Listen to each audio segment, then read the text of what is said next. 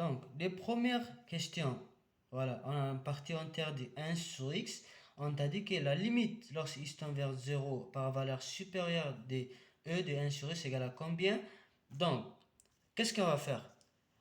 On va dire que par définition, on sait que x est comprise entre la partie entière de x et la partie entière de x plus 1.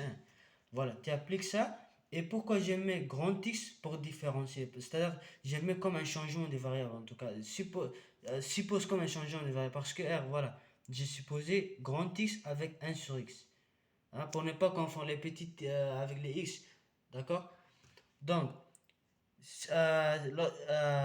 lorsque je suppose grand X égale 1 sur X, essaie de remplacer. Donc, ce sera 1 sur X, c'est compris entre la partie entière de 1 sur X entre la partie entière de 1 sur X plus 1. Donc, maintenant, on va supposer la partie entière de 1 sur X égale à une valeur. On va prendre une valeur parce que tu sais très bien, ce sera un entier. Dans tous les cas, même si tu prends n'importe quelle valeur réelle, ça va donner un valeur entier. Donc, on suppose, elle va prendre un partie entière qui est positif. Donc, et comme la limite de celui-là, lorsque x tend vers 0, par valeur supérieure, il est égal à plus l'infini. Donc la partie entière de plus l'infini, c'est toujours plus l'infini. Ça, il faut savoir. Alors, comme la partie entière de plus l'infini tend vers plus l'infini, alors n, il tend vers plus l'infini. Ça, il faut bien réaliser. C'est-à-dire, la limite de n, elle tend vers plus l'infini. Quand x tend vers 0 plus. Donc, en revenant à notre mouton, donc 1 sur x est comprise normalement, entre la partie entière de 1 sur x qui est égale à n, voilà, tu remplaces, et la partie entière de 1 sur x plus 1, et c'est là qui est égale à n, avec le plus 1, ce sera n plus 1, et ici, attention, c'est pas inférieur ou égal à, mais c'est strictement inférieur. Je me suis trompé, désolé. Donc, maintenant, qu'est-ce qu'on va faire? N, voilà.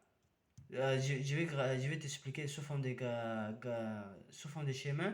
Donc, n, voilà. Et n plus 1, voilà. Donc, forcément, la partie entière de 1 sur x, donc elle est comprise entre de ces valeurs. Elle peut pas être ni ici, ni ici. Elle peut être entre eux. Et dans leur milieu, il y a quoi? N plus 1 demi. Donc, et comme n plus 1 demi n'est pas un entier, oui, parce que n'importe quelle valeur qui est entier, lorsqu'il ajoute un parti qui est décimal, toujours c'est un parti décimal. Ça, il faut savoir. Toujours, c'est logique. Tu peux prendre n égale à 2 par exemple, plus 1 demi si tu rajoutes, ça devient une valeur qui n'est pas entier. Par exemple, 2,5, il peut devenir. Donc, euh, et aussi, donc elle ne peut pas être égale à ça. Et aussi, elle ne peut pas être égale à n plus 1 parce qu'elle est strictement inférieure à n plus 1. Donc, elle peut être égale à n. T'as vu, n'est-ce pas? Elle peut être égale parce qu'elle est inférieure ou égale à ça. Elle est supérieure ou égale à ça.